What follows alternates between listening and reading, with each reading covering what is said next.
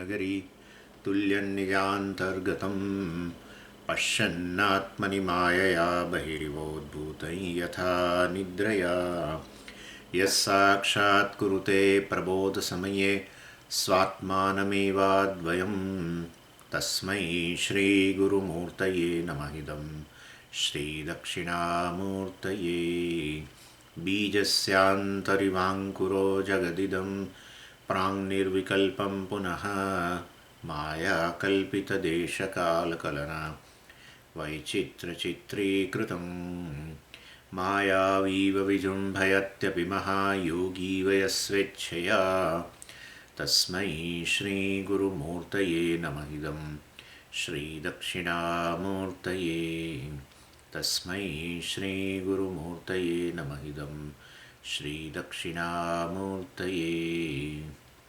ॐ सहना भवतु सहनौ भुनक्तु सह वीर्यङ्करवावहै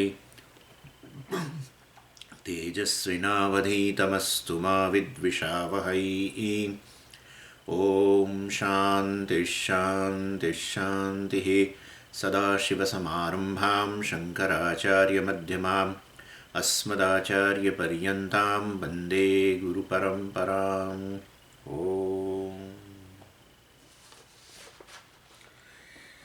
23 श्लोक। नियतं सङ्गरहितम् अरागद्वेषतः कृतम् अफलप्रेप्सुना कर्म यत्तत् सात्विकमुच्यते। એટલે બે મુખ્ય સાધનોનું વર્ણન કર્યું. મોક્ષના મુખ્ય બે સાધનો કર્મયોગ અને જ્ઞાનયોગ.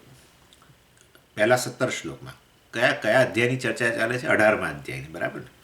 અને 18મા અધ્યાયની અંદર ઘણા લોકો બિચારા એ નથી ખબર શું ચાલે, કંઈક તો કહે છે સ્વામીજી ચાલો ને ચાલશે, વાંધો નહીં, એવું નહીં.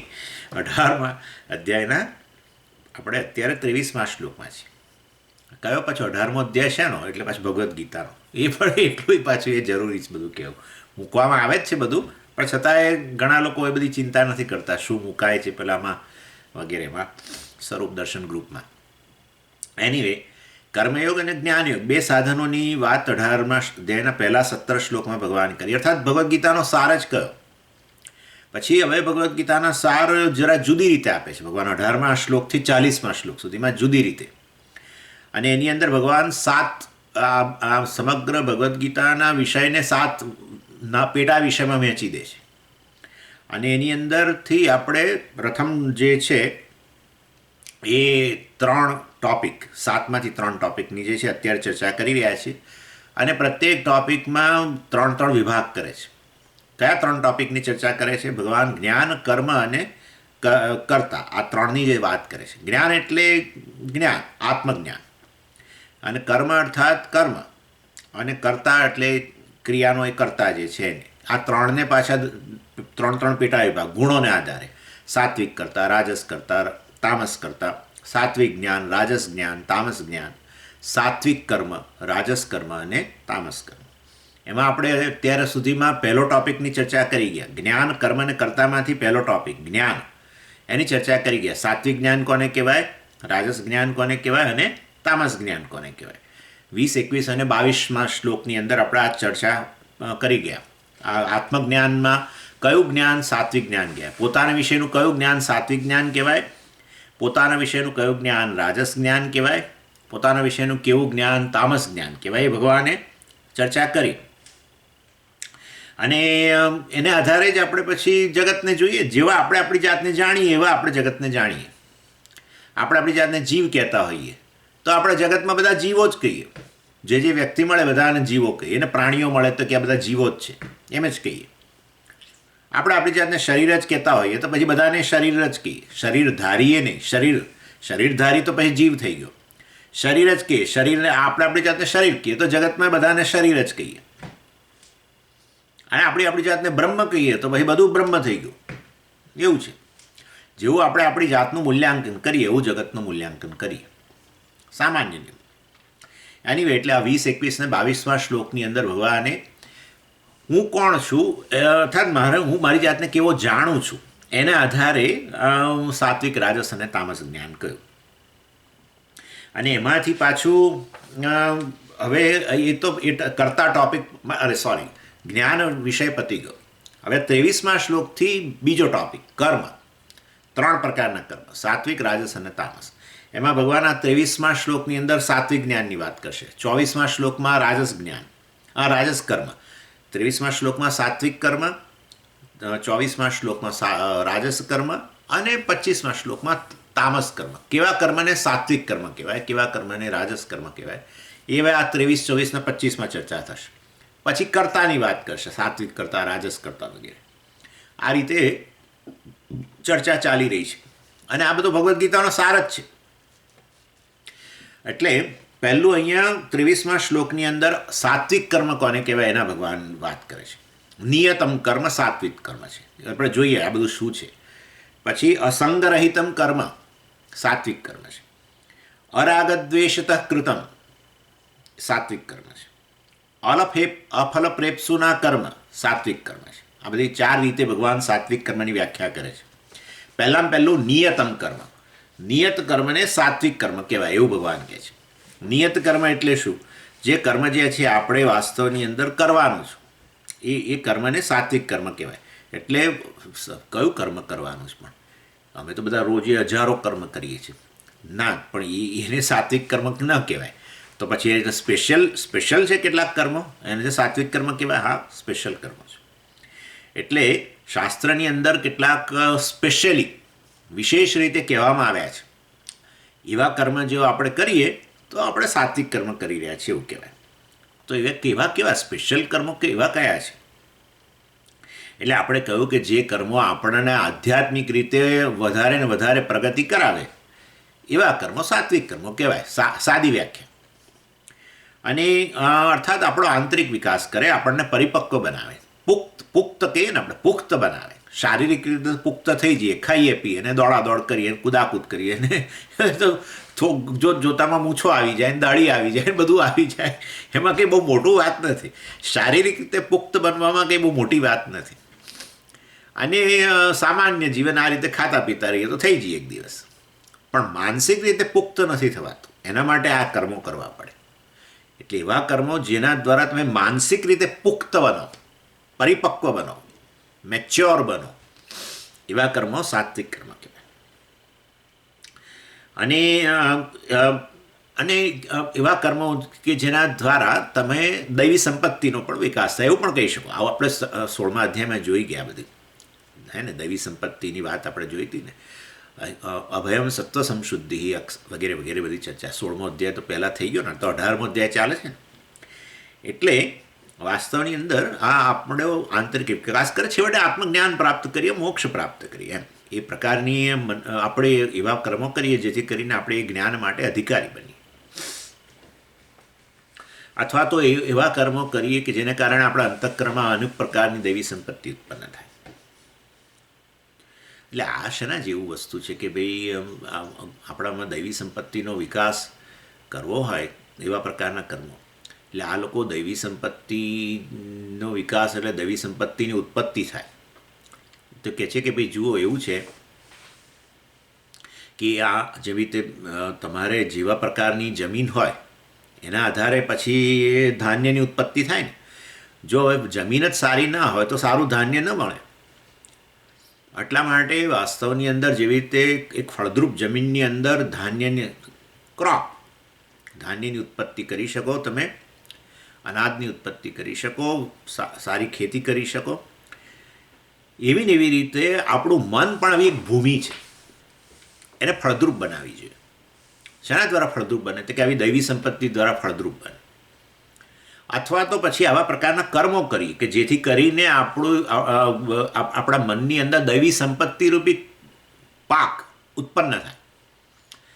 અને દૈવી સંપત્તિ જે છે એની ઉત્પત્તિ થાય તો પછી છેવટે આપણે આધ્યાત્મિક વિકાસ પણ થાય અને છેવટે જ્ઞાન પ્રાપ્ત થાય, મોક્ષ પ્રાપ્ત થાય. અને માટે એવા પ્રકારના કર્મો કરો કે જેથી તમારા દૈવી સંપત્તિનો તમારામાં વિકાસ થાય, એવા ધાન્યની ઉત્પત્તિ થાય.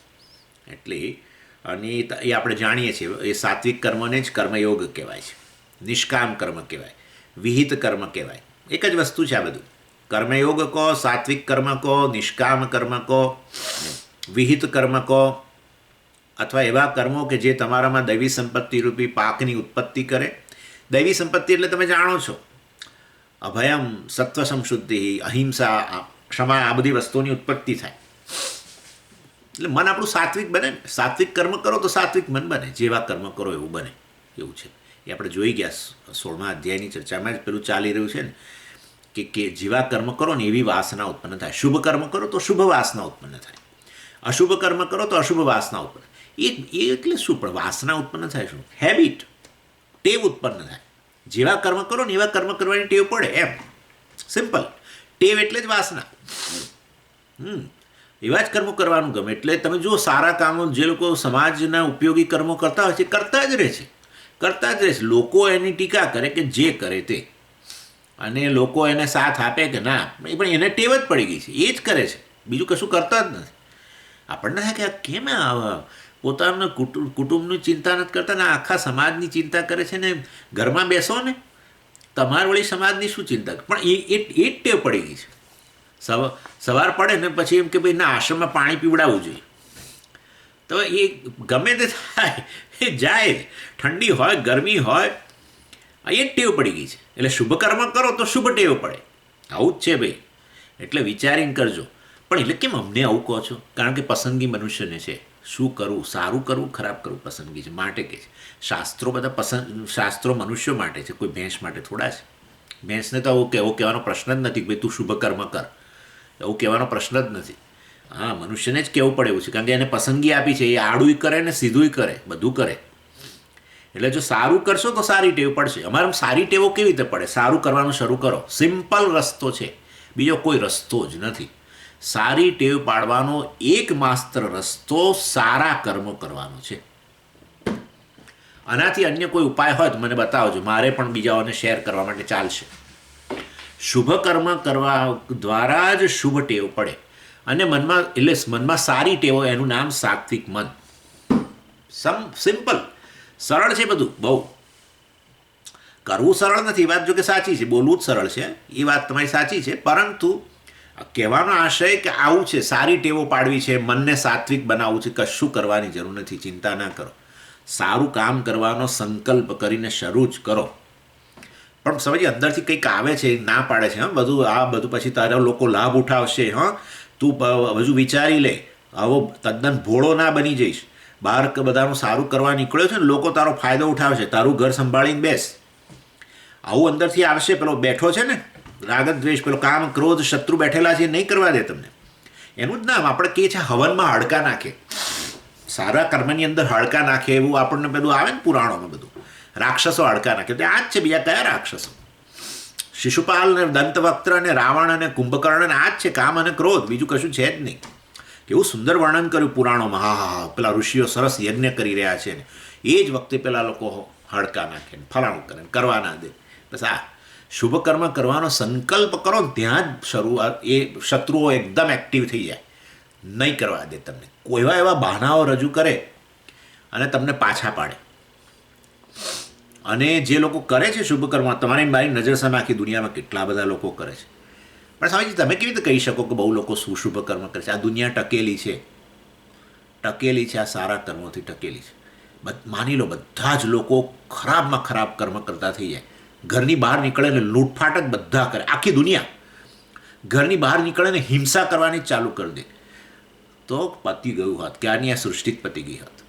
હા, સૃષ્ટિ ટકેલી છે કારણ કે આ બધા કર્મો થઈ રહ્યા છે, તો સૃષ્ટિ ટકેલી છે. એક વ્યક્તિ હિંસા કરવાની શરૂ કરી દે, કલ્પના કરો, જગત રહે ખરું? એ મતલબ એના સિવાય બીજું કશું કરે જ નહીં.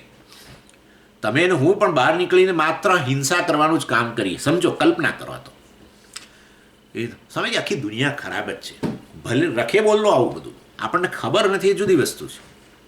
દુનિયામાં કેટલું સારું કામ થઈ રહ્યું છે. તો આવું પેન્ડેમિક હોય ને આવું હોય ત્યારે જ ખબર પડે છે આપણને. અર્થક્વેક આવે, સુનામી આવે ને ત્યારે આપણે જોઈએ કે હા હા હા, કેટલી ચારેય બાજુથી મદદ આવે ને કેટલા લોકો કામમાં લાગી જાય. તો સૃષ્ટિ ટકે ને, નહીં તો કેવી રીતે ટકે? એની વે ચાલો. એટલે આ બધો ખોટા અભિપ્રાયો આપણા મનની અંદર એવા ઘૂસી ગયા છે. જગત આખું ખરાબ જ છે, સ્વાર્થી છે. આપણે શા માટે નિસ્વાર્થ ભાવે કશું કરવું? આવું પ્રકારનો પેલો કામ જે અંદર બેઠો હોય ને, કામ અને ક્રોધને, એ શત્રુ આપણા રાગદ્વેષ, એ જ આ બધું બોલાવડાવે આપણી પાસે, અથવા એવું વિચાર આવડાવે, એ હાડકા નાખે.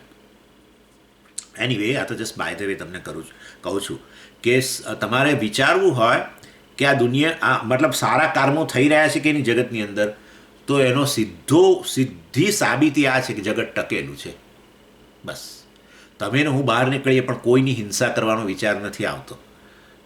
અને બદલે કંઈક કરીને, એ કશું કરતા નથી એવું નહીં, બહાર નીકળીને કંઈક કરીએ છીએ ખરા, પણ હિંસા કરવાનો વિચાર નથી આવતો. ને એને મતલબ કે એનો અર્થ કે કંઈક સારું તો કરીએ છીએ, ભલે ને આપણા સ્વાર્થ માટે થોડું કરતો હોય, થોડું બીજાને મદદરૂપ થતા હોય, જે પણ કરતા હોઈએ, પણ છેવટે કંઈક તો સારું કરીએ જ છે ને. આવા આપણે બે, તમે ને હું કરતા હોઈએ તો બીજા લોકો કેમ નહીં કરતા હોય? એટલે આવું પ્રકારનો જગત વિશે અભિપ્રાય ધરાવવો એ એક બહુ વિકૃતિ છે, મનની વિકૃતિ છે. અને એ બીજું કશું નથી, આપણો કામ અને ક્રોધ, આપણા રાગદ્વેષ જ આ બોલે છે, આપણે નથી બોલતા. આપણા રાગદ્વેષ આપ બોલી રહ્યા છે, આપણા શત્રુઓ આપણા પર કબજો લાવીને બોલી રહ્યા છે. બહુ દુનિયામાં થઈ રહ્યું છે બધું કામ, સરસ. ચાલો, એનીવે, એટલે સાત્વિક કર્મ, વિહિત કર્મ, કર્મયોગ, નિષ્કામ કર્મ, આ બધી એક જ વસ્તુ છે. ચાલો, અને એનો અર્થ પણ શું કે આ કર્મો કરવાથી તમને ભૌતિક લાભની અપેક્ષા ન રાખશો ભાઈ, એને સાત્વિક કર્મ કહેવાય. ભૌતિક લાભની અપેક્ષા ન હોય તો જ એને આપણે કર્મયોગ કહીએ. કર્મ કરીએ પરંતુ ભૌતિક લાભની અપેક્ષા ન હોય ને, તો જ આપણે એને સાત્વિક કર્મ કહીએ. ભૌતિક લાભની અપેક્ષા હોય તો રાજસ કર્મ થઈ જાય. એની ચર્ચા પછી કરવાના જ છે, ભગવાન એ બહુ સરસ રીતે વ્યાખ્યા કરશે. અને એટલે પણ અમે કે થોડા આખો દાડો એવા કામ કરી, કોણ કહે છે તમે આખો દાડો કરો? પણ આવા કર્મ જાગ્રત કાળે જે કર્મ આટલા બધા કરો છો, એમાં કેટલાક સ્વાર્થ પ્રેરિત કર્મોને છોડીને કેટલાક નિસ્વાર્થ ભાવથી પણ કરો એમ, તો છેવટે તમારો આધ્યાત્મિક રીતે તમને પુખ્ત બનાવશે. માનસિક રીતે પુખ્ત ના બનીએ તો શું, પણ દાખલા તરીકે હું શારીરિક રીતે પુખ્ત હોઉં અને અંદરથી હવે આપણે આપણું મન બાળકનું જ રહે તો શું વાંધો છે એમાં? તમને શું તકલીફ છે?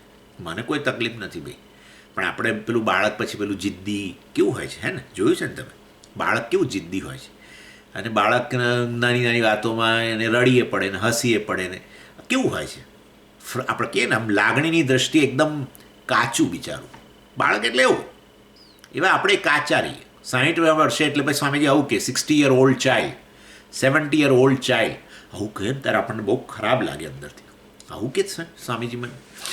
પણ અને એમાં સ્વામીજી કહે છે, સ્વામીજી નથી વાપરતા, યમરાજા કહે છે. આ તો હા, કઠોપનિષદ અંદર યમરાજા કહે છે બાલહ, બાળક કહો.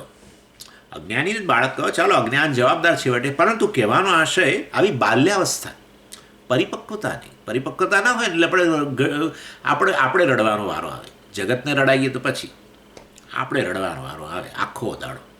કોઈ પણ પરિસ્થિતિનો સ્વીકાર બાળક સમજે જ નહીં. બાળક કોઈ હકીકત ના સમજે. મારે આ જોઈએ એટલે જોઈએ, બસ. એટલે પણ અડધી રાતે તને ક્યાંથી તમને પેલું બલું ના પાવે, એટલે પણ તો એ કકડાટ જ કરે. આવી સ્થિતિ છે. એટલે જીવનના કેટલાક સત્યોનો સ્વીકાર નહીં કરવો એ માનસિક બાલ્યાવસ્થા છે. જીવનના સત્યોનો સ્વીકાર જ નહીં કરવો, અને સત્ય આવીને ઊભા રહે તો ભાગી પડીએ. બસ, સત્ય સત્ય જ છે, એને તમે નકારી નહીં શકો, પરંતુ તમારે નકારવું છે ને. આવું બન્યું જ નથી, આવું થાય જ નહીં. બધું થઈ શકે, અને આ માટેની તૈયારી, એનું નામ પરિપક્વતા. એની વે, એટલે આ રીતે, એટલે ભૌતિક લાભની અપેક્ષા આ પ્રકારના કર્મોથી ન રહે, પરંતુ આંતરિક રીતે આપણને પુખ્ત બનાવે. અને ભૌતિક લાભ માટે પણ પછી કોઈ કર્મો છે કે નહીં? બધા બહુ એક કર્મો જ ભાઈ. શાસ્ત્રમાં ઢગલો પડ્યા છે. એક આવહંતી હોમ છે, તૈત્તિરીયની અંદર જ એના મંત્રો રહેલા છે. તૈત્તિરીય ઉપનિષદમાં શિક્ષાવલ્લીમાં જ છે.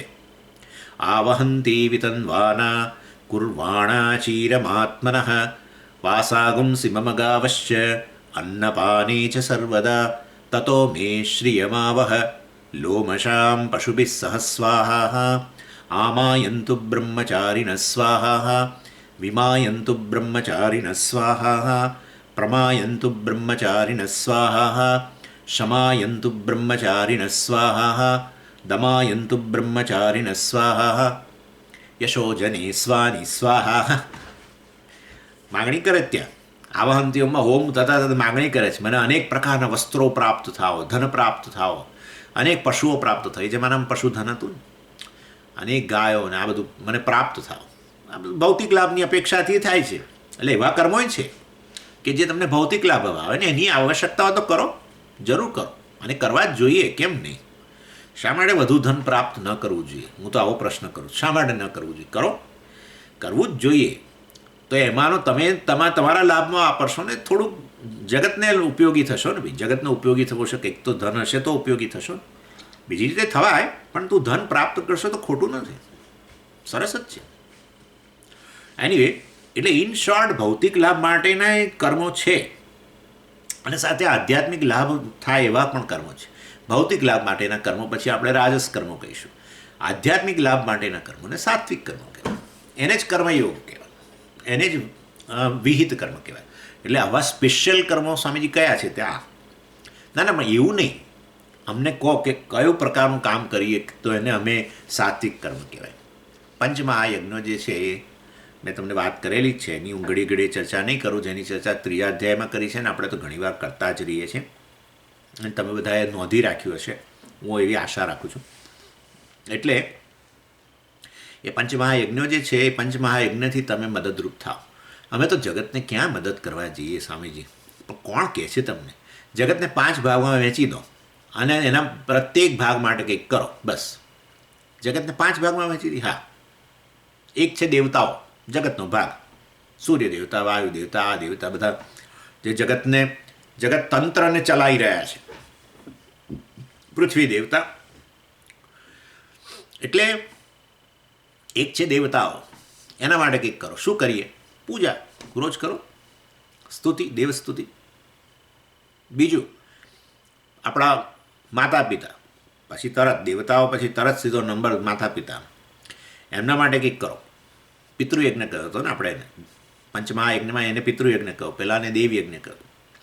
પિતૃયજ્ઞ એટલે આપણા માતા પિતા, એમના પૂર્વજો, આપણી પેઢીમાં જે થઈ ગયા એમના માટે કંઈક. અને એવા છે આપણી પાસે કર્મો કે જે કરી શકાય, મા બાપને યાદ કરીને કશું કરી જ શકાય છે. ચાલો, પછી ત્રીજો બ્રહ્મયજ્ઞ છે, ત્રીજો ભાગ જગતનો બ્રહ્મયજ્ઞ, એટલે શાસ્ત્રો વગેરે, ઋષિઓ એ પણ જગતનો ભાગ. એના માટે કંઈક કરો. તો શું કરીએ? શાસ્ત્રો ઋષિઓમાં શું કરીએ? ઋષિને યાદ કરીને જે તે શાસ્ત્ર કે હોય એનું પઠન કરો. એટલે વિષ્ણુ સહસ્રનો પાઠ કરશો તો બ્રહ્મયજ્ઞ, વેદાંતનું શ્રવણ વગેરે કરશો, બ્રહ્મયજ્ઞ. શાસ્ત્રની સેવા એટલે આ શાસ્ત્રની સેવા કરવાનું જે યજ્ઞ છે, શાસ્ત્રની સેવા એટલે શાસ્ત્રનું શ્રવણ કરવું, તો જીવંત રહે ને. દાખલા તરીકે હું આપણો ભગવદ્ ગીતા તો છે, પણ સમજો કે આ દુનિયામાં કોઈ એને સાંભળનાર જ ન રહ્યું, તો મૃતપાય થઈ ગયું, પતી ગયું. પરંતુ આવી રીતે શ્રવણ વગેરે કરીએ તો આ બધા શાસ્ત્રો જાણે કે જીવંત રહે. એટલે આ રીતે શાસ્ત્રની સેવા, એ બાને શાસ્ત્રો જેમણે રચ્યા છે એ ઋષિઓને યાદ કરીએ આપણે. અને ચોથું નૃયજ્ઞ, બીજા મનુષ્યોને બધા જે તમને મદદરૂપ થઈ જ રહ્યા છે એ જગતનો ભાગ છે, એમના માટે કરો, મનુષ્યોને મદદરૂપ થાવ. અને પાંચમું છે ભૂતયજ્ઞ, મનુષ્યથી અન્ય બીજા વૃક્ષો, આ તે બીજા જીવો છે એમના માટે કંઈક કરો. થઈ ગયું. 5 ભાગમાં 5 ભાગ જે થયા જગતના, એને પ્રત્યેક ભાગ માટે કંઈક ને કંઈક તમે રોજ કરો. એ પંચમહાયજ્ઞો એ સાત્વિક કર્મ કહેવાય, એને જ કર્મયોગ કહેવાય. બીજું કશું આપણે ન સમજીએ તો આટલું તો સમજી લઈએ કર્મયોગમાં. ભલે પછી ઈશ્વરાર્પણ બુદ્ધિ સમજાય કે ના સમજાય, ચિંતા નહીં. એ પ્રસાદ બુદ્ધિ સ્વામીજી એમને નથી સમજાતી, થતી નથી, કશી ચિંતા નહીં. પંચમહાયજ્ઞ કરો રોજ જે દેવતાનું પૂજન, રોજ જે પિતૃઓને યાદ કરીને કશું, રોજ જે કોઈ અન્ય મનુષ્યની મદદરૂપ થવું, અન્ય જીવો માટે કંઈક, લોકો કીડીને પેલું નાખતા હોય કે કંઈક પક્ષીઓને ચણ નાખે, એ ભૂતયજ્ઞ. અને આ રોજે રોજ પાઠ કરવો, આ કરવું, શ્રવણ કરવું શાસ્ત્રનું, આ બધું બસ આટલું કરો તો એ કર્મયોગ છે. અને એના દ્વારા તમારો છેવટે આધ્યાત્મિક વિકાસ થાય. એનીવે, એટલે રોજ આને આ એટલે આપણે એવી રીતે જીવીએ કે જેથી બીજાઓને મદદરૂપ થઈએ, ભારરૂપ ન થઈએ. બસ આવું જીવન એવું હોવું જોઈએ કે અન્યને ભારરૂપ ન થઈએ. લોકો ઈચ્છે જ છે બિચારા, સ્વામીજી અમારે તો, મને તો એવા આશીર્વાદ આપો કે હું તો આ શરીર છોડીને જાઉં ત્યાં સુધી હું કોઈને ભારરૂપ ના થાઉં, કોઈની સેવા ના લઉં. હા, પણ આ બાકી બધું બરાબર છે, પણ જે સતત તમારી સેવા કરી રહ્યું છે એના પ્રત્યે તો કંઈક કરો. અન્યની સેવા લો અને કશું તમે એના માટે ના કરો તો ભારરૂપ થયા. અન્યની સેવા લો ને તમે એની સેવા કરો તો એ કર્મયોગ થઈ ગયો. આટલી સરળ વાત છે. કોમન સેન્સ, ખાલી કોમન સેન્સ જોઈએ. કોમન સેન્સ નથી હોતી કારણ કે આપણી એવી સેન્સિટિવિટી જ નથી. સમહાવ આપણે બધા ગુમાવી દીધી છે. તમારી વાત નથી, મતલબ મનુષ્યોએ ઓવરઓલ ગુમાવી દીધી છે. સંવેદનશીલતા જ નથી કે હું સવારે ઉઠું છું ત્યાંથી આ સતત મારું જીવન જે રોજે રોજ ચાલી રહ્યું છે, આખો જગત ફાળો આપી રહ્યું છે. જગત મારી બિચારું મૂંગા મળે સેવા કરી રહ્યું છે, દેવતાઓ સેવા કરે છે, કોઈ બિલ મોકલતા નથી, કોઈ બિલ મોકલ્યું નથી હજુ સુધી. કેટલો ઓક્સિજન વાપરી કાઢ્યો વિચારો તમે. અત્યારે ઓક્સિજન સિલિન્ડરથી કોવિડવાળા પેશન્ટને આપે પછી બિલ ચડાવે, હા અમે આટલા કલાક ઓક્સિજન આપ્યો તમારા પિતાજીને, આટલું બિલ છે એનું. અને આ બિચારા દેવતાઓ, વાયુ દેવતા તમને સતત આપે, કોઈ દાડો બિલ મોકલ્યું છે એકે જન્મમાં અત્યાર સુધી? આટલો પ્રકાશ આપે સૂર્યને, આના લીધે આખું કેટલું સૂર્યને લીધે બધા કેટલી બધી વસ્તુઓ ઉત્પન્ન. તમે જે ખાઓ છો પીઓ છો તમારી પ્લેટની અંદર જે છે એ બધી જ વસ્તુઓ આ છેવટે એમાં સૂર્ય દેવતાનો ફાળો છે ને પેલા આપણા વરુણ દેવતાનો ફાળો છે ને ઇન્દ્ર દેવતાનો ફાળો છે, વૃષ્ટિ વગેરે બધાનો ફાળો છે, એકે એકનો સમુદ્ર દેવતાનો ફાળો છે. કદી વિચાર્યું જ નથી. એટલે આપણે અન્યની સેવા લઈએ પણ આપણે એના માટે કશું ના કરીએ ને તો આપણે પૃથ્વી પરના ભાર છીએ. ખરેખર પૃથ્વી પરના ભાર છે. જ્યાં પણ હોઈએ ત્યાં આપણે કંઈક ને કંઈક રૂપે મદદરૂપ થવું જોઈએ. જ્યાં પણ હોઈએ એ સેટઅપની અંદર આપણે ફક્ત સેવા જ લઈએ અને બિલકુલ કશું કરીએ જ નહીં તો એ સેટઅપની અંદર રહેલા લોકોએ કે આ તો ભારરૂપ છે, આટલું નમતા નથી કે જ લોકો, અને ફેંકીએ દે બહાર. જ્યાં તમે ભારરૂપ બનો ને ત્યાં પછી લોકો તમને બહાર ફેંકી દે, લાંબુ ના ટકે. હા, કારણ કે અથવા તમને એવોઇડ જ કરે, કારણ કે તમે એક જ વસ્તુ જાણો છો, સેવા લેવાનું. બીજું તમે એટલે આ તો એક વાત ચાલે છે પાછું સ્વામીજી અમને કે તમને ને ભાઈ તમે બધા તો કરો છો, આ તો આ એડ્રેસ કરવાના પદ્ધતિ છે આ તો. ઇન શોર્ટ આ એટલે મારા જીવનની મહત્તા એ છે કે હું અન્યને કેટલો મદદરૂપ થઉં છું, એમાં અમારી મહત્તા છે. વધારે વધારે મદદરૂપ થવું એ બતાવે છે કે મારું મન વધારે ને વધારે શુદ્ધ છે, સરળ. અને માટે આ પંચમહાયજ્ઞ રૂપી કર્મ જે છે સાત્વિક કર્મ છે. ભગવાને પહેલું કહ્યું નિયતમ કર્મ. થઈ ગયું. ચાલો બીજી વ્યાખ્યા કરે છે સાત્વિક કર્મની, બીજી રીતે વ્યાખ્યા કરે સંગરહિતમ. એટલે હવે આટલા બધા સુંદર કામો થઈ રહ્યા, સાત્વિક કર્મ કરીએ છીએ, સમાજને ઉપયોગી કર્મ કરીએ છીએ અથવા આ રીતે જગતને ઉપયોગી એવા પંચમહાયજ્ઞ કરી રહ્યા છીએ, પરંતુ યાદ રાખવાનું કે જીવનમાં આ કર્મ કરવા જ એ સાધ્ય નથી, એ સાધન છે. આ પ્રકારના પંચમહાયજ્ઞ કરવા એ સાધન છે, સાધ્ય વસ્તુ નથી. અને તો પછી સાધ્ય શું છે? આપણું સાધ્ય, આપણું જીવનનું ધ્યેય શું છે? મોક્ષ પ્રાપ્ત કરો છે. ને એ મોક્ષ પ્રાપ્તિ માટે કર્મથી મોક્ષ પ્રાપ્ત નહીં થાય, એ આપણે જોઈ જ રહ્યા છીએ, નિષ્કર્મે સિદ્ધિમાં જોયું. મોક્ષ પ્રાપ્ત કરવા માટે તો વાસ્તવની અંદર શાંતિથી બેસીને શાસ્ત્રનું શ્રવણ વગેરે કરવું પડે.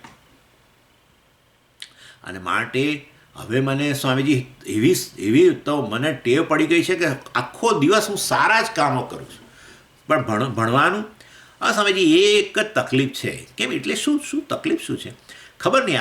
આ બધું કામ કરીને થાકી જતો હોઉં કે ખબર નહીં, પણ જેવું પછી તમારી પેલું પ્રવચન સાંભળવા બેસું છું મને તો ઊંઘ જ આવી જાય ખુરશીમાં. ભગવાન તો હવે પછી એનો અર્થ કે થોડોક બ્રેક મારવાની જરૂર છે. હા, કારણ કે જીવનનું ધ્યેય મોક્ષ છે. મનુષ્ય તરીકેનું ધ્યેય છે, મનુષ્ય જીવનની સફળતા જ આ મુક્તિમાં છે. તો પછી એના માટે જ્ઞાન પ્રાપ્ત કરવું પડે. અને જ્ઞાન પ્રાપ્તિ માટે તમારી પાસે અવકાશ હોવો જોઈએ. એટલું બધું બધો આપણો સમય આમાં જ જતો રહે અને છેવટે પછી બીજું કશું કરી જ ના શકીએ તો એ વસ્તુ તદ્દન ખોટી છે. એટલે ભગવાને કહ્યું સંગરહિતમ. ચાલો, સારા કર્મો કરવાની તમને હવે એક આસક્તિ ઉત્પન્ન થઈ, એક ટેવ પડી ગઈ, તો પછી હવે આખો દિવસ એ જ કર્યા કરું.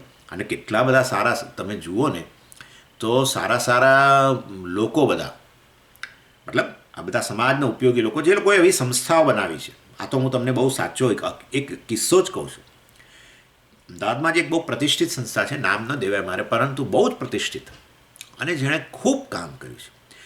એનું કારણ એના મુખ્ય જે કરતા હરતા હતા એ હવે નથી રહ્યા જાણે, પરંતુ એ ખરેખર બિલકુલ નિસ્પૃહી વ્યક્તિ. હું ને સ્વામીજીને બધા એમને સારી રીતે જાણીએ, બહુ જ નજીકથી જાણીએ એમને. ખૂબ નિસ્પૃહી બધી રીતે, વેશની રીતે પણ એકદમ સાદા. આપણને લાગે નહીં કે આવડી મોટી સંસ્થા ચલાવે છે. અને મનની અંદર સતત આ જ ગોઠવણ. હવે આ રક્ષાબંધન આવે છે, ચલો એટલે રક્ષાબંધનમાં શું કરવું જોઈએ સમાજને ઉપયોગી? તો કે ચાલો હવે આ જેલની અંદર જે બધા ભાઈઓ જે છે એમને આપણા બહાર રહેલી બહેનો દ્વારા રક્ષા બંધાવી. પણ કઈ બહેનો? તો પાછા અંધજન કન્યા શાળામાંથી બહેનોને લઈને જાય ત્યાં જેલમાં, એમની પાસે રક્ષા બંધાવે અને ખરેખર એક સુંદર વાતાવરણ ઉત્પન્ન થાય. જે પેલા બિચારા, મતલબ એમને ભૂલ થઈ ગઈ છે માટે જેલમાં પૂર્યા છે, એમને કોઈ ગુનો કર્યો છે, પણ એમના હૃદયનું પરિવર્તન લાવી દે આવા નાના નાના કર્મોથી. એટલે આવું સતત વિચાર્યા જ કરે ને એ પ્રમાણે કર્યા જ કરે.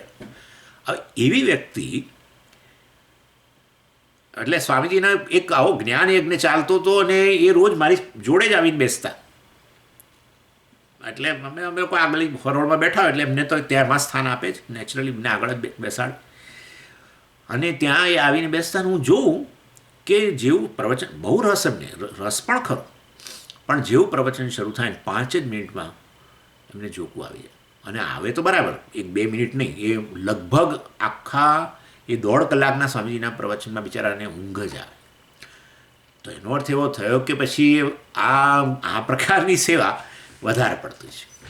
એટલે સંગરહિતમ, આવા સારા કર્મો કરવાની એક ટેવ પડી, સંગ ઉત્પન્ન થઈ ગયો એના માટે. ભગવાન કહે છે નહીં, એ પ્રકારનું નહીં. એટલે વાસ્તવની અંદર સાત્વિક કર્મ એવા કહેવાય કે જેમાં તમને આવો સંગ ઉત્પન્ન ન થવો જોઈએ. કેટલાક લોકો યજ્ઞ કર્મ કરતા હોય, યજ્ઞ કરવા બહુ સરસ વસ્તુ છે, તો પછી આખું જીવન યજ્ઞ જ કરે. એટલે બસ હવે બીજું કશું કરે જ નહીં. અને યજ્ઞ કર્મ કરવો એટલે કેટલું બધું તમારે તૈયારીઓ કરવાની ને કેટલું અનેક લાંબા કલાકો બેસવાનું ના અંતે, પછી ઊભા થયા હોય થાકીને લોથપોથ થઈ ગયા. અને યજ્ઞ કરવું હોય, યજમાન બનો તો પાછું કંઈ ખવાય પીવાય પણ નહીં. એટલે જમવાનું ત્યાર પછી ને બધું. એટલે છે સુંદર વસ્તુ, પણ લોકો પછી કર્યા જ કરે. એટલે એ યજ્ઞ માટે સંગ ઉત્પન્ન થઈ ગયો. આખું જીવન એમાં જતું રહ્યું. કંઈ શ્રવણ મનન બીજું કશું થયું જ નહીં. તે ખોટું સમજી. એટલે જ અમે તો કશું કરતા જ નથી. આ તમો ગુણ પાછો. એટલે આપણે તો છે ને, આપણે તો એક જ વસ્તુ જાણીએ છીએ, આપણું મન લોલક જ છે. આમ નહીં તો પછી કે આમ યજ્ઞ કર્મ કરવાથી આવો સંગ આખો નહીં કરવો જોઈએ. એટલે અમે તો કરતા જ નથી. હવે આ બીજા આના કરતાં ખતરનાક લોકો, અમે કશું કરતા જ નથી. આ પૂજા કરવાથી આવું જો અમને થઈ જતું હોય તો પછી એના કરતાં પૂજા જ નહીં કરવી. આ તો મહાતમોગુણીઓ છે, તમોગુણીઓ છે. એટલે એના કરતાં તો આ સારા, એના કરતાં તો ઘણા સારા કે એટલીસ્ટ સાત્વિક કર્મો તો કરતા રહે છે. પેલા તો કહે છે કરવું જ નહોતું, પૂજા કરવી જ નહોતી ને કશું યજ્ઞ કરવા જ નહોતા. અને આવું કંઈ સ્વામી કોઈ કહે કે આ તો બધી વસ્તુ માટે સંગ ન હોવો જોઈએ, એટલે કે અમે કરવું જ નથી. ભગવાન વિવેકની વાત કરે છે, હંમેશા કોઈ પણ વસ્તુમાં વિવેકની વાત કરે છે. નહીં કરવાની વાત નથી કરતા. નહીં કરવાની વાત હોત તો ભગવાને 3જા અધ્યાયમાં આ બધા સાત્વિક કર્મોની વાત જ ન કરી હોત, કર્મયોગ નામનો ટોપિક જ ન હોત. અરે વેદની અંદર કર્મકાંડ જ ન હોત. જો આવા કર્મો કરવાની વાત જ, યજ્ઞ પૂજા આ તે બધું કરવાનું નહીં જ કરવાનું અપેક્ષિત હોત તો વેદની અંદર ખાલી તમને આ 1 પાનું પેલું ઈશાવાસ્યનું આપ્યું હોત. અને ભગવાને વેદમાં તો કહ્યું પણ ભગવાને મોટા આખા અધ્યાયો રચ્યા કર્મયોગના. અને પાછું બધે કહ્યું, પાછળ બધે કહ્યું, બીજા અધ્યાયમાં કહ્યું કર્મણ્ય એવ તવ અધિકાર મા ફલેશુ. એટલે એની આવશ્યકતા છે, પરંતુ એ આવશ્યકતા છે એને માટે આપણે કરવાનું શરૂ કરીએ, માટે એમાં સંગ ઉત્પન્ન થઈ જાય ને પછી એને કારણે જ્ઞાન માટેનો અવકાશ જ ન રહે, એ પ્રકારની ન જોઈએ વ્યવસ્થા. ચાલો એનીવે, એટલે ભગવાનની એક વોર્નિંગ છે કે દરેકની અંદર એક પ્રપોર્શન હોવું જોઈએ એમ. એટલે કેવી રીતે એમાંથી બહાર આવવું એ વસ્તુ આપણે શીખવાની હોય, અને એ આપોઆપ આવે. કેવી રીતે? અમે કઈ સેકન્ડે પેલા કર્મો છોડી દઈએ. છોડવાની વાત ન કરો, છૂટી જશે તો જુદી વસ્તુ છે. છોડવાનો સંકલ્પ કરવાનો મનમાં આવે ને તો હજુ છોડવાનું નથી, એ તમોગુણ બોલી રહ્યો છે. છોડવાની વાત આવે ને તો વાસ્તવમાં જેમ પેલું ચીભડું પાક્યું હોય, એટલે આ લોકો કે ને ચીબડું ત્રંબકમ યજામહે સુગંધિમ પુષ્ટિવર્ધનમ ઉર્વારુકમિવ બંધનાન મૃત્યોર્મુક્ષીયમામૃતાત. ઉર્વારુકમ, ઉર્વારુક એટલે આ ચીબડું. ચીબડું પાકે તો કેવું આપોઆપ જ છૂટું પડે. હા એવું આપણે પાકીએ ને બરાબર, પરિપક્વ થઈ જઈએ અને પેલી જ્ઞાનની તીવ્ર જિજ્ઞાસા અને મોક્ષની તીવ્ર ઈચ્છા અને એને કારણે જ્ઞાનને શ્રવણ વગેરે માટેનો આપણી આસક્તિ અથવા શ્રવણ માટેનો આપણો અત્યંત પ્રેમ, એમ કરતાં કરતાં પેલી વસ્તુઓ ધીરે ધીરે ઓછી થાય. એટલે એ જુદી વસ્તુ છે. ના હવે બસ કાલથી હવે છોડી દેવું છે તો પછી હજુ ચાલુ રાખો ભાઈ. આ છોડવાનું આવે ને તો ચાલુ રાખો. પરિપક્વ બનો, પાકો તમે તો આપોઆપ છૂટે. છોડવું છે મતલબ એને ડીટામાંથી મારે તોડવું છે તો પછી પેલા એ ચીબડાની અંદર કંઈ બહુ સ્વાદ નહીં હોય. હા એવું છે. એટલે કેરીએ પાકી ના હોય ત્યારે તમારે તો ઉનાળો ચાલે છે ને ત્યાં. કેમ તમારે? એટલે અમારે તો અહીં કોઈ ઉનાળા જેવું નથી ભાઈ. એટલે વાસ્તવની અંદર ઉનાળામાં ઘણા લોકો કેરીઓ પેલી આમ તોડી નાખે, તેમાં મીઠાશ ના હોય. આપોઆપ જે પડે, શાક શું કે શાક પડી કે શું કેવું કે છે, શાખ પડી જે કહેતા હોય.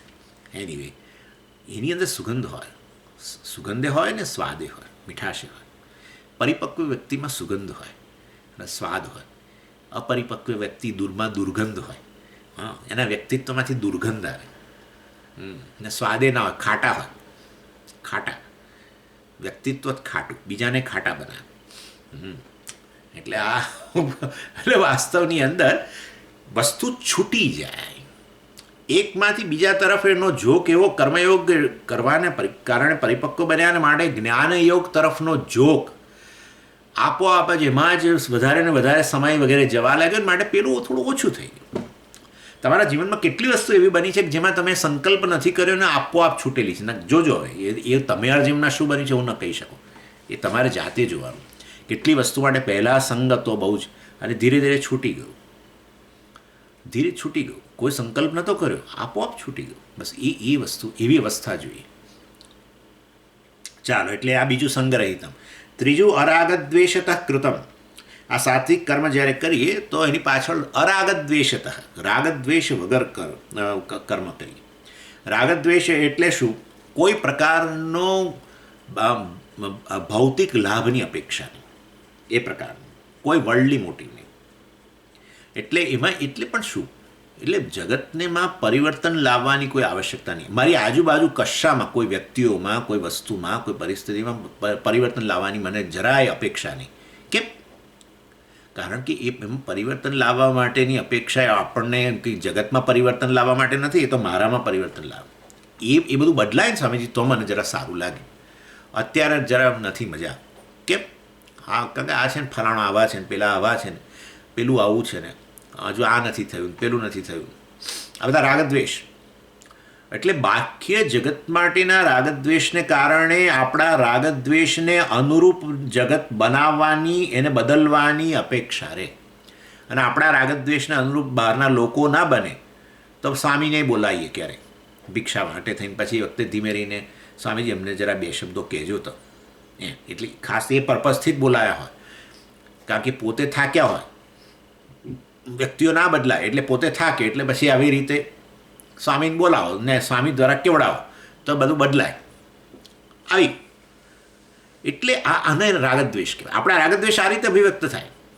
રાગદ્વેષ બીજું કશું નથી, આપણે બાહ્ય જગતને બદલવું. બસ કોઈ વસ્તુને અનુકૂળ બનાવી, કશાકને જે પ્રતિકૂળ હોય એને દૂર કરવી. બાહ્ય જગતને બદલાવ. મને અનુકૂળ છે એને નજીક લાવું અને મને પ્રતિકૂળ છે એને ધક્કો મારું. બસ આ જ ચાલે છે. તે પણ એટલે લીધે શું થાય, મને સારું લાગે ને સ્વામીજી, પેલી મને અનુકૂળ વ્યક્તિ છે જરા નજીક આવે તો મને સારું લાગે. પ્રતિકૂળ વ્યક્તિ જે છે અહીંથી દૂર જતી રહે, એને ધક્કો મારું ને દૂર જતી રહે તો મને જરા સારું લાગે. એટલે વાસ્તવની અંદર છેવટે મને જ સારું લગાડવા માટે આપણે બાહ્ય જગતની અંદર સતત આવી પ્રવૃત્તિ નિવૃત્તિ કરીએ. ભગવાન કહે છે તો તમારા એ કર્મો જે છે એ પ્રકારની તમારી પ્રવૃત્તિ સાત્વિક પ્રવૃત્તિ નથી, એ તો રાજસ પ્રવૃત્તિ છે. અને કદાચ તમોગુણીય હોય, જેના પ્રત્યે દ્વેષ હોય એને તો એવો ધક્કો મારીએ કે આપણા નજરમાં આખી જિંદગી ના આવે, એવો ધક્કો મારીએ. એટલે વાસ્તવની અંદર અરાગત કેવું કહે છે ભગવાન, એક જ શ્લોકની અંદર કહી દે છે આપણા આખા જીવનમાં આટલા બધા કર્મો છે, એમાં સાત્વિક કર્મની એક વ્યાખ્યા એક જ શ્લોકની અંદર કરી દે છે ભગવાન. ચાલો એનીવે, એટલે આ અરાગ દ્વેષત કૃતમ. અને એટલે રાગદ્વેષથી પ્રેરિત કેવા કર્મો, એ તો રાજસ કર્મો હમણાં પછીના શ્લોકમાં કહેશે જ ભગવાન. અને પણ સ્વામીજી, આવું મને કેમ થાય છે કે મારા આ બહાર બધું બદલાય ને તો પછી છેવટે મને સારું લાગે ને બધું, એવું મને કેમ થાય છે? કારણ કે આપણને એમ છે કે છેવટે મારા જીવનમાં બધી વસ્તુઓ આ રીતે બહાર બધું બદલાય ને અને મને જે સારું લાગે ત્યાં એ મોક્ષની સ્થિતિ છે. મતલબ હું સુખી બનું, વધારે શાંત થઈ જાઉં. કોઈ વ્યક્તિ મારાથી દૂર થાય તો હું શાંત થઈ જાઉં. પેલી વ્યક્તિ મારી નજીક આવે તો હું શાંત થઈ જાઉં. પેલી વ્યક્તિ મારી નજીક આવે તો મને સલામતી લાગે. પેલી વ્યક્તિ નજીક આવે તો મને વધારે સલામતી લાગે છે, એટલે એને દૂર કરું તો સલામતી લાગે. આ બધું. અથવા આ વ્યક્તિ મારા જીવનમાં આવે તો હું સુખી બનું, આ વ્યક્તિ મારા જીવનમાંથી જાય તો હું સુખી બનું. બધું. એટલે મારા સુખને, શાંતિને, સલામતી માટે જગત જવાબદાર છે. બસ. એટલે લોકો જગતને મચડ્યા કરે છે. આખો દિવસ જગતને જ મચડે, ઝઘડાય કરે. તમે કેમ બદલાતા નથી? તમે આવા કેમ છો? આમ કેમ છો? મારા તરફ આમ કેમ આવો વ્યવહાર કરો છો? ફલાણું કેમ કરો છો? ઢીકણું કેમ કરો છો? અલા ભાઈ, નજર તારા તરફ કર. જો જીવનમાં સુખ, શાંતિ, સલામતી જોઈતી હોય તો નજર તારા તરફ કર. એટલે દુઃખનું કારણ તું જ છું, જગત નથી. દુઃખનું કારણ તારા રાગ જ દ્વેષ છે. બાહ્ય જગતને બદલાવાથી કંઈ ફેર પડતો જ નથી. એ તો તમારો મારા અનુભવનો વિષય છે. કેટલું બદલ્યું અત્યાર સુધી, બધું કેટલું બદલી નાખ્યું. કેટલા એને દૂર કર્યા ને કેટલા એને નજીક લાયા ને પેલું આમ બદલી નાખ્યું ને પેલું બદલી નાખ્યું ને ઘરમાં આમ બદલી નાખ્યું, પેલું કરી નાખ્યું. કેટલું ચાલે છે, કોઈ ફેર પડ્યો નથી. એવા ને એવા જ છીએ હજુ એવી જ ફરિયાદો છે. બદલાયા પછી નવી પરિસ્થિતિમાં પાછી ફરિયાદો જ છે. એનો અર્થ કે ભગવાન કહેવા માગે છે કે તારે તું જીવનમાં જે ઈચ્છું છું ને એના માટે બાહ્ય જગતને મચડવાની જરૂર નથી. તારી જાતને મચડ. હા, તારી જાતમાં બદલાવ લાવ. એટલે તારે ફરિયાદ કરવી હોય ને તો તું તારા માટે ફરિયાદ કર. હે, હું મારા માટે ફરિયાદ કરું? હા, તારા માટે ફરિયાદ કર. જગત માટે ફરિયાદ નહીં કરીશ. જગત તો આ જ છે. તારા રાગદ્વેષને કારણે જગત તને પ્રતિકૂળ અનુકૂળ જણાય છે. માટે રાગદ્વેષથી તું રહિત થઈ જવું તો તને તારા માટે ફરિયાદ નહીં રહે અને અન્ય માટે ફરિયાદ નહીં રહે. તારે ફરિયાદ કરવી હોય તો તારા રાગદ્વેષ માટે ફરિયાદ કર. આખી દ્રષ્ટિ વેદાંતની આવી છે, બાહ્ય જગત તરફ નહીં, પોતાના તરફ. અને લોકો જ્યાં નથી સમજી શકતા તો નથી સમજતા તો સ્વામીજી કંઈ નહીં, શું ફેર પડે છે? બહુ મોટો ફેર પડી જાય છે. આખું કિંમતી જીવન મનુષ્યનું ખલાસ થઈ ગયું. આપેલી તમને સારામાં સારી વસ્તુ આપો ને તમે એનો ઉપયોગ પેલો કે ને પારસમણીનો ઉપયોગ પેલી ચટણી વાટવામાં કર્યો, એના જેવું જીવન એમાં જતું રહ્યું. આખા જગતને મચડવામાં જતું રહ્યું. અને એવી સ્થિતિ આવી જાય ત્યાં સુધી કે જ્યારે હવે જગતને તમે મચડી ના શકો ત્યારે તમે છોડો. અંદરથી તો છે બદલાય તો સારું, બધું બદલાય તો સારું, પેલા આવું બને તો સારું, પેલા આવા થાય તો સારું, પેલા આમ થાય તો સારું. હવે કશું થઈ ના શક્યું. ભગવાન કહે છે આ બધી પ્રવૃત્તિ બંધ કર. આ બધી સાત્વિક પ્રવૃત્તિ નથી. તારી સાત્વિક પ્રવૃત્તિમાં એ છે કે તું તારા રાગદ્વેષ દૂર કરવા માટે કંઈક કર. બસ. જગતને બદલવાની જરૂર નથી. જગત જેવું છે એવું સારું છે. સ્વામીજી, પહેલાંના જમાનામાં આવું ને હવે બધું આવું ને આ જ જગત છે ભાઈ, કોઈ ફેર નથી. મારી દૃષ્ટિએ તો પહેલાંનું જગત ને આ જગતમાં કોઈ કરતાં કોઈ ફેર નથી. લેશ માત્ર ફેર નથી. આ જ પ્રકારનું છે જગત. એનીવે, અને એટલું વસ્તુ યાદ રાખવાનું કે આપણે જ્યારે બીજાઓને બદલવાનો પ્રયત્ન કરીએ છીએ ને ત્યારે એ લોકો કોઈ શાંત રહે છે? એ તમને બદલવા માટે મચડે છે. હા, એ તમે એને બદલવા માટે કરો, એ તમને બદલવાનો પ્રયત્ન કરે. અને જે પછી એમાંથી ઘમાસાણ યુદ્ધ ચાલે છે કે ના પૂછવાનું વાત. આનું નામ સંસાર. આનું નામ સંસાર.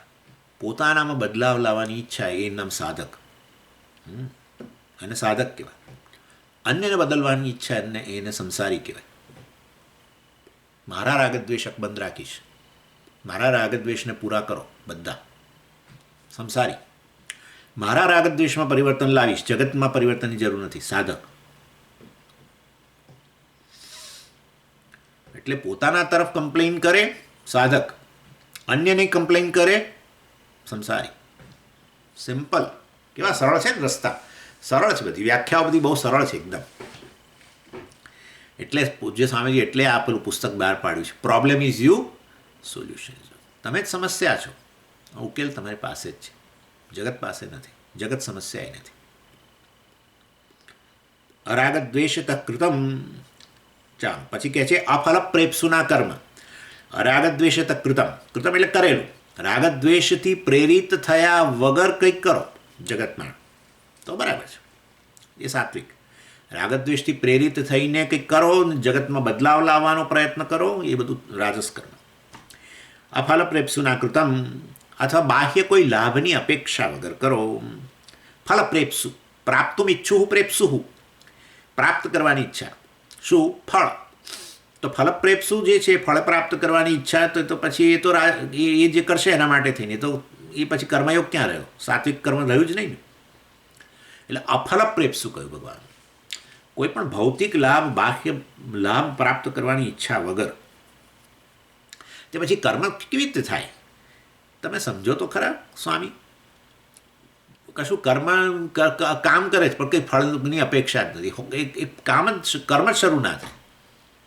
ના કર્મ કરશે ને, મેં કહ્યું ને હમણાં, પોતાના બદલાવ લાવવા માટે કરશે. તે પોતાનો બદલાવ લાવવાનું એવું એને ક્યાંથી સૂઝ્યું?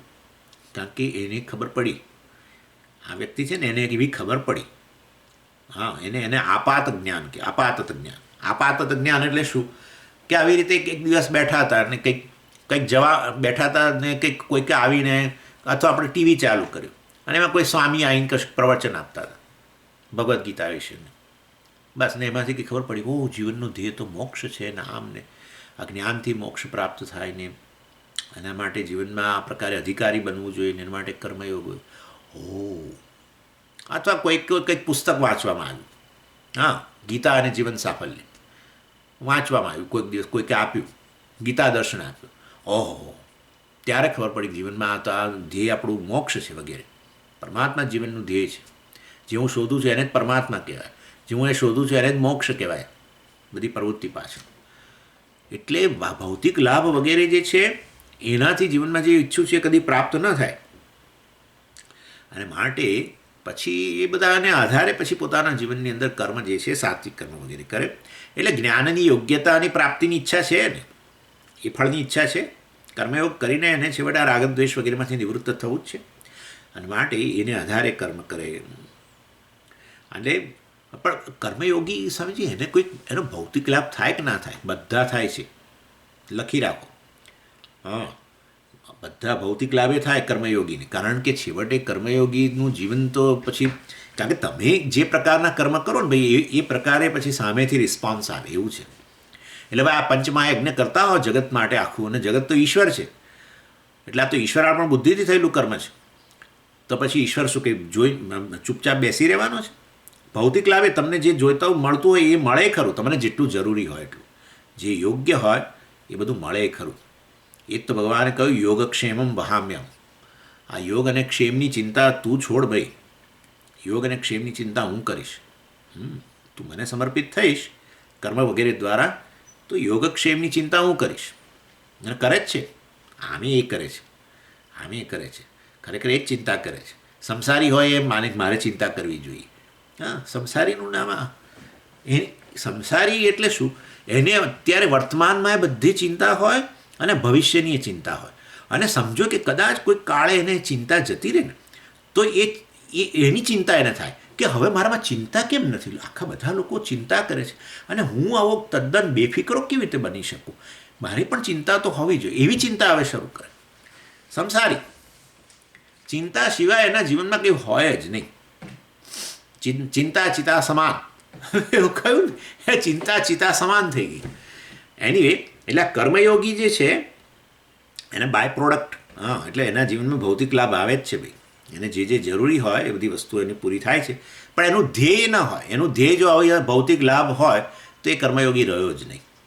તો કર્મી થઈ ગયો, કર્મી કહેવાય એને. ભૌતિક લાભ માટે કર્મ કરે, સકામ કર્મ જેને કહીએ, તો પછી એ તો વ્યક્તિ આ જ બની ગયો કર્મી, કર્મયોગી નહીં. કર્મયોગી તો નિષ્કામ કર્મની વાત કરીએ આપણે. એટલે અફલપ્રેપ્સુ ભગવાન કહ્યું. એટલે કર્મયોગીના જીવનમાં ફળ આવે છે બધા ભૌતિક લાભ, અને મોટો બેનિફિટ તો તમને કહું, એની હેલ્થ, સ્વાસ્થ્ય સારું રહે. કર્મયોગીને સ્વાસ્થ્ય, કારણ કે પેલી ચિંતા ન હોય ને, આપણને ચિંતા બહુ, કર્મયોગીને એનું સ્વાસ્થ્ય ઘણું સારું રહે ભાઈ. અને એટલા માટે ડૉક્ટરો છે ને હંમેશા આવું પ્રિસ્ક્રાઇબ કરતા હોય છે. કર્મયોગ ના બોલે, એ તો કોઈ બોલતા હશે એવી રીતે કે કર્મયોગ કરો, પણ આવી બીજી રીતે કે ચિંતા છોડો ને, હવે બધું જે થવાનું છે તો થવાનું જ છે, આપણે આપણું કામ કરવું, બીજી ચિંતા નહીં કરવી. ફળ તો ભગવાન આપવાનો જ છે ને, આમ ને તેમ, એમ તેમ આવી રીતે આડું કરીને બોલે, અને ભગવાન શબ્દ ના બોલે તો એમને એમ બોલે, ભાઈ જે થવાનું છે થવાનું છે. આપણાથી આવું ગમે એટલે આપણે ધમ પછાડ કરીશું તો કંઈક ફેર પડવાનો છે. માટે આપણે આપણી રીતે જે થતું હોય આપણાથી કરવું, આવું બધું બોલે. એટલે જાણે છે કે આ કર્મયોગી જે છે, અરે કર્મયોગીને બદલે આ તો કર્મી છે, અને માટે એના સતત બિચારાને ચિંતા રહે છે, મેં આ બધું કર્યું છે પણ હવે આમાં કેવું ફળ આવશે ને, શું થશે ને, ફલાણું થશે ને, ઢીકણું થશે ને, વગેરે વગેરે અનેક ચિંતાઓ. એના કારણે વાસ્તવની અંદર હેલ્થ પર અસર પડે. એટલે આ કર્મયોગ જે છે વાસ્તવની અંદર આ કર્મયોગી આ પ્રકારની નિરાંત હોવાને કારણે ફળની, એકવાર ફળ જે કંઈ આવશે ફળની એવું રખે માનતા કે સ્વામીજી એ ફળની ચિંતા છોડે અને ઈશ્વર પર છોડી દે તો એ હંમેશાને સારું ફળ જ આપે, એ વસ્તુ નહીં. ફળ પ્રત્યેનો એનો અભિગમ બદલાઈ જાય. જે પણ આપશે એ ઈશ્વરનો પ્રસાદ જ હશે, ઈશ્વરનો પ્રસાદ હશે. ક્યારેક તુલસી મળશે તોય વાંધો નથી, અને ક્યારેક પેલો મોટો લાડુ તિરુપતિનો મળશે તોય વાંધો નથી. જે મળશે તે ઈશ્વરનો પ્રસાદ જ છે. અને એ રીતે ચિંતા છોડે, નહીં કે હંમેશા સારું જ આવે, હંમેશા લાડુ મળે, ના ભાઈ એવું નહીં મળે. જેવું જરૂરી હશે એવું તમને મળશે, જેટલું તમારા માટે જરૂરી હશે એ મળશે. અને એવો વિશ્વાસ ઈશ્વરમાં હોવો, આવો કર્મફળ દાતા તરીકે ઈશ્વરમાં આવો વિશ્વાસ હોવો કે મારા જે શું કહે છે, જે કરશે મમ સમથિંગ છે ને, જે હરિ કરશે તે મમ હિતનું વગેરે વગેરે. હા, જે હરિ કરશે તે મમ હિતનું, જે હરિ કરશે એ મારા હિતમાં જ હશે. બસ આનું નામ કર્મયોગ. એના લીધે પેલી ચિંતા ન હોય. આપણને જે ભવિષ્યની ચિંતા હોય છે ને, શું થશે, જે પણ થશે એનો પ્રસાદ છે ને, હું એ પરિસ્થિતિનો સામનો કરવા માટે હું તૈયાર છું. અને નથી તો પછી ઈશ્વરને પ્રાર્થના કરું કે ભાઈ મને શક્તિ આપ, આ વસ્તુને સહન કરવાની મને શક્તિ આપજે. બસ તારે જે આપવું આપ, પણ એ સહન કરવાની શક્તિ આપ, બંને. એટલે આ વસ્તુ જે છે અફલપ્રેપ્સુ, ફળની પ્રાપ્તિની ઈચ્છામાંથી મુક્તિ. એટલે આ પ્રકારે મારે તો એક જ ફળ જોઈએ છે કે હું આ બધી પરિસ્થિતિઓની અંદર બિલકુલ કેવી રીતે સમત્વ જાળવી શકું. કર્મયોગીની અંદર તો એ જ મુખ્ય ધ્યેય છે. હું કર્મયોગની અંદર, કર્મયોગ દ્વારા હું કેવી રીતે સમત્વ જાળવી શકું, એ જ વસ્તુ એના મનની અંદર હોય છે. એનીવે, એને એ રીતે આ સાત્વિક કર્મ વિશે ભગવાને અહીંયા આ રીતે વાત કરી. આ ફલપ્રેપ્સુ એ કર્મયોગીનું નામ છે, જેને ફળની પ્રાપ્તિની ઈચ્છા રહી નથી, જ્ઞાન યોગ્યતા વગેરે સિવાય, મોક્ષ વગેરે ફળ સિવાય બીજા કોઈ ફળની અપેક્ષા સમજ. મોક્ષરૂપી ફળની તો ઈચ્છા ખરી, આમ કરે, મોક્ષરૂપી ફળની તો ઈચ્છા ખરી. હા, પણ એ મોક્ષરૂપી ફળમાં બધા ફળ આવી ગયા. એટલે અહીંયા ફળ એટલે ભૌતિક ફળની વાત છે, ભૌતિક લાભની વાત છે. મોક્ષ એવો લાભ છે ને કે જેમાં બધા લાભ આવી ગયા. એટલે માટે એ મોક્ષના લાભની ઈચ્છા હોય તો સૌથી શ્રેષ્ઠ વસ્તુ છે. પણ મટીરિયલ એટલે બેનિફિટ. હા, યદ્યત કર્મ, અને માટે આવા કર્મ જે છે જેમાં ફળની પ્રાપ્તિની ઈચ્છા ન રહી હોય, આ તે રાગદ્વેષ વગરના વગેરે, મેં તમને જે બધું કહ્યું નિયત કર્મ છે, આ તે એ પંચમહાયજ્ઞ વગેરે એ સાત્વિક કર્મ કહેવાય. અને આ રીતે આ પ્રકારની સમજ મુખ્યત્વે છે ને. આવા પ્રકારના કર્મો કોણ કરી શકે? જેને છેવટનું ધ્યેય મોક્ષ છે. એના માટે જ્ઞાન જોઈએ, જ્ઞાન માટે અધિકારિત્વ જોઈએ. અર્થાત એ કોઈ પણ જ્ઞાનમાં અધિકારિત્વ જોઈએ, એમને ના પ્રાપ્ત થાય. બધામાં અધિકારિત્વ જોઈએ. ઓપરેશન કરાવવામાં અધિકારિત્વ જોઈએ. હા, ઓપરેશન કરાવવાના આગલા દાડે આટલા ટેસ્ટ કરાવી લાવો, અને એમાં બધામાં તમે ખરા ઉતરો તો બીજા દિવસે ઓપરેશન કરે, નહીં તો ના કરે. એ બધામાં અધિકારિત્વ જોઈએ છે. ઇન શોર્ટ, એક વસ્તુમાં અધિકારિત્વ જોઈએ. બધા માટે એક અધિકારી ન હોય. એટલે પેલાનું ઓપરેશન કર્યું પગનું, તમે એના પેલા ની જોઈન્ટનું. અને મારું કેમ નથી કરતા? મારે કરવાનું તો તમે હવે ના પાડો છો. પહેલાં કહેતા હતા દાખલ થઈ જાઓ, હવે તમે ના પાડો છો. એનું તમે કર્યું. એવું ના થાય. હવે તમે અધિકારી નથી, કારણ કે તમારે શુગર વધારે આવે, ફલાણું છે, ઢીકણું છે, કંઈક હાર્ટની કંઈ તકલીફ છે, ફલાણું જે હોય તે. એટલે વાસ્તવની અંદર બધા માટે અધિકારી ના હોય. ઇન શોર્ટ, એટલે આપણે અધિકારી બનવું કર્મયોગ દ્વારા આપણા રાગ દ્વેષ વગેરેમાં નિયંત્રણમાં આવે, આપણું મન જરા સાત્વિક બને, શાંત બને, જ્ઞાન પ્રાપ્તિ માટેની ભૂમિકા રચાય, અને પ્રાપ્તે થાય ને જળવાય, બંને માટે મન શાંત જોઈએ. જ્ઞાન પ્રાપ્ત કરીએ, સમજીએ શકીએ, અને સમજ્યા પછી જળવાય. રિસેપ્શન અને રિટેન્શન બંને જોઈએ. એના માટે આ કર્મયોગ જ છે. સ્ટ્રેસ ન હોય, સ્ટ્રેઇન ન હોય, શાંતિથી શ્રવણ કરી શકે. આ તો શ્રવણ કરતાં કેટલી એન્ઝાયટી, કેટલો તાણ હોય.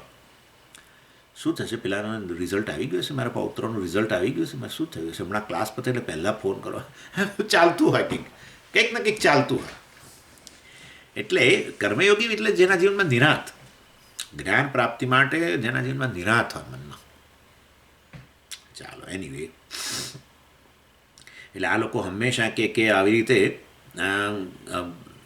બાહ્ય જગતમાં પરિવર્તન વગર આપણામાં પરિવર્તન લાવવું, આપણે આપણી જાતને તૈયાર કરવી, કોવિડ માટે તૈયાર કરવી. દાખલા તરીકે કરે છે ને કેટલાક લોકો, વેક્સિન લઈ લે અને ગરમ પાણી પીવાનું રાખે, હજુ કશું થયું નથી પણ ગરમ પાણી પીવાનું શરૂ કરી દે, પેલા ફ્રૂટ જ્યુસ આ તે ફલાણું ઢીકણું એ બધું લઈને આમ ઇમ્યુનિટી પોતાની વધારી દે. સમજી, નારંગીનો જ્યુસ પીવાથી આપણને ના થાય. ચાલો, જે હોય તે. ઇન શોર્ટ, કહેવાનો આશય છે આપણે આપણી જાતને તૈયાર કરવી.